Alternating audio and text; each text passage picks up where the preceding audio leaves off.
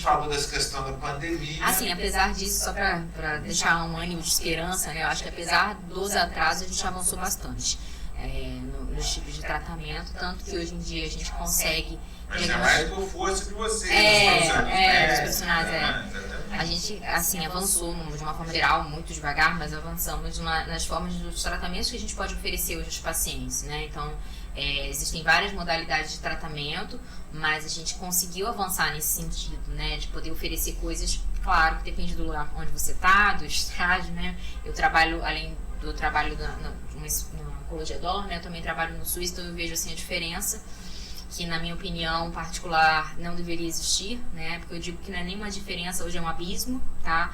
De acesso à medicação, de acesso e rapidez no diagnóstico, de iniciar o tratamento.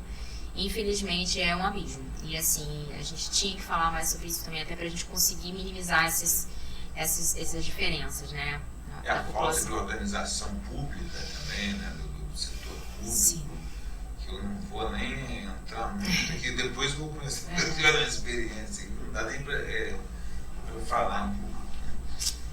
Mas aí o que acontece? Tem essa questão e eu anotei aqui, né, as formas de tratamento. Tem câncer de intestino que consegue ser curado certeza. Não, tipo assim, sem cirurgia. Para o meu pai, ele teve câncer de próstata, mas ele não morreu de câncer de próstata, ele curou o câncer de próstata. E ele, na época, ele era diabético, né? Então ele não podia operar. Ele tinha 60 e poucos anos. Aí fez um tratamento só com radioterapia e curou o câncer. E depois ele morreu com 80 anos, mas de outra coisa. Não tinha mais câncer. Mas ele não fez, vamos dizer, cirurgia, porque não podia, porque era diabético, tinha um açúcar alto, não lembro. Aí, por exemplo, o intestino também, existe essa possibilidade que a pessoa consegue curar sem cirurgia ou sempre depende de cirurgia? Assim, a gente, até é bom a gente falar disso, assim, pra gente prevenir o câncer de intestino atualmente, a gente recomenda a colonoscopia, ele é um método de eleição, né? Então, a colonoscopia, que é o exame que a gente consegue, através do vídeo, ver por dentro do intestino, ver a mucosa e ver lesões que possam ser precursoras do desenvolvimento, geralmente pólipos, tá? Atualmente a gente recomenda que a colonoscopia ela seja realizada, até muito pouco tempo atrás, uma data fechada, tanto na Europa, quanto na Sociedade Americana de Oncologia, quanto no Brasil, a partir dos 50 anos de idade. Com o aumento do diagnóstico em pacientes mais jovens, então seja antes, né, dos 50 anos, a gente acabou, e às vezes a maioria dos médicos acaba recomendando a partir dos 45.